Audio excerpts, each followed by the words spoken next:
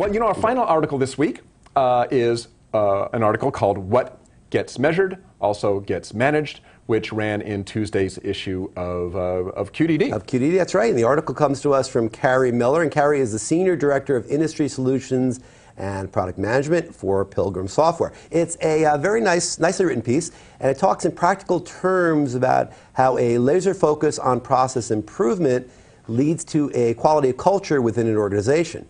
And besides, anybody who can quote Gandhi and Philip Crosby within the same article, she's singing my song. There you go. I love that. Okay, so we're going to delve a little more deeply into these issues, and to do so, I'd like to welcome back to the show Kari Miller of Pilgrim Software. Hello, Kari.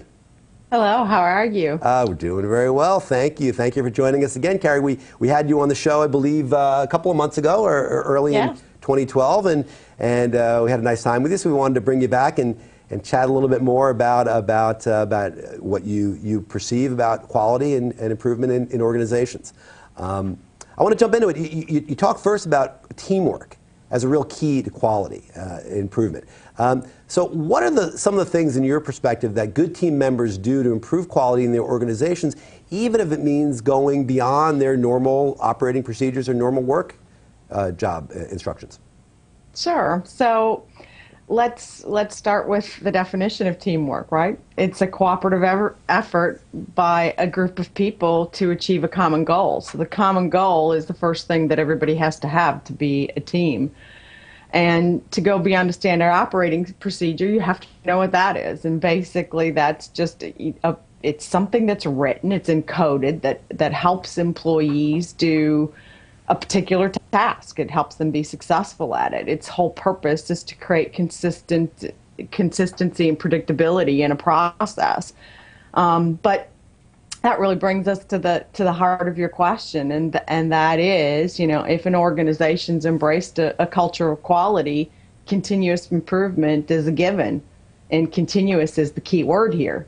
Change occurs quickly, and it introduces variability and elements of unpredictability in the process. The team members must be willing and able to report and respond to that variability, and the organization must have processes and channels implemented for them to do that with. So that requires tools as well. Giving this open communication, by the way, to employees is very important, but that's the key is this: because you have change, because you have variability, because you have predictability or unpredictability, you need to start anticipating what's going to happen before it happens, and that's the tricky thing. So making sure that everyone is fully engaged goes well beyond what can be encoded in an SOP. You talk about teamwork, and you talk nicely about it, thank you. But teamwork is more than just the people within the organization. And talk about maybe how you spread a culture of quality to your suppliers, to your customers. How do you work across just your organization with those others that you work with? Absolutely. And having a culture of quality does have to go across your entire value chain, and that, of course, includes suppliers, which you intimate. In a culture of quality, there is no such thing as an intermittent problem.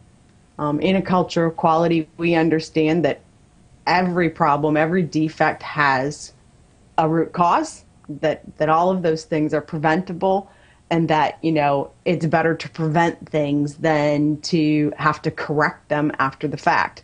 So bringing your suppliers and everyone in your value chain, that includes your customers, into the culture of quality with you, looking at processes and working in a continuous improvement, with a continuous improvement methodology is critical, because just let's take a supplier example.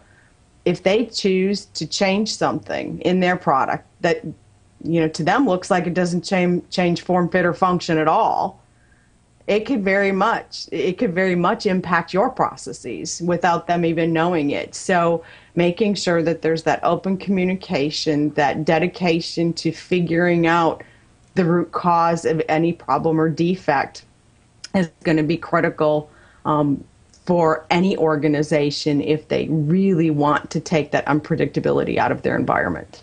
Well, I think that's well said, and to me that comes down to data. And my question always is, you know, you can sometimes have data overload. You know, there's a lot of data in an enterprise, in a wide, far-flung organization. So how do you, as Duran put it, how do you kind of separate out the vital few from the useful many when you're looking at data points? Yeah, that's a good point. You know, information is key to quality, no matter what industry that you're in.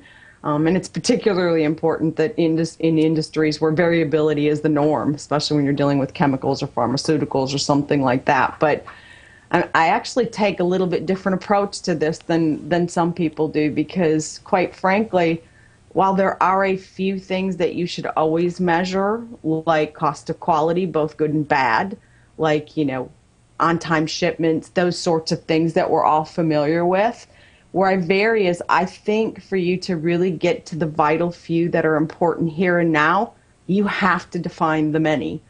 So I think you up front need to look at all of the metrics that you need to watch in your organization based on, you know, whatever you produce, what your processes look like.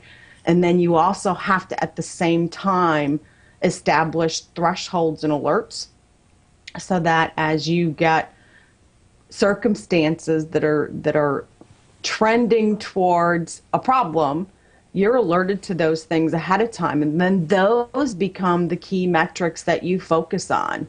You know, goes to that old saying, you know, don't fix what isn't broke, right? So go ahead and by the way, there's others that would tell you, you know, go ahead and break it then, right? Because you've got to do that as well. But my point is that you can drown yourself if you're watching those processes too closely that are running smoothly. So if you define all your metrics and you define those thresholds and alerts to make sure that you don't miss anything critical, you can stay very focused without losing sight of the overall operation. Well, I like that. I like that idea of understanding. You need to understand the many to really understand what the few are, and that's yes. A really well said point. We got to wrap it up here, Kari. But before I let you go, I want to just ask you, what do you see as something we need to look out for as 2013? The spirit of risk assessment and preparation. What do quality managers need to be looking out for, do you think, in 2013, this year coming up in the next 12 months? Sure, and there's probably no surprise in this answer. And, you know, in the next 12 months, the two things that they very likely know are going to happen is that regulations are going to continue to increase, and compliance reporting requirements are going to continue to grow in complexity. And just for example, ISO 9000-2008 is anticipated to focus on elements of risk and effectiveness training. The second is that the pace of change is going to continue to increase, multiplying the risk within the organization. So you have to be aware of those things. And part of the reason that change and the rate of change has happened so quickly is because data is available everywhere these days. Our consumers are much more informed. They know what their choices are, and they know what they can and can put up with and shouldn't put up with, if you will. So you've got to really focus the organization on change management. It's going to play a heightened role in any organization in the months to come. And that's also going to require broadening organizational participation in activities that are traditionally considered quality activities. So really kind of opening up that net, if you will, to bring the whole organization into monitoring change and managing risk is going to be really critical to the success of any organization. Okay, well, thank you, Kari. We got to kind of wrap it up right now, but thank you for joining us on the show. And as Kari Miller from Pilgrim Software, and as Kari, as you pointed out, risk management is the big topic going forward, I think.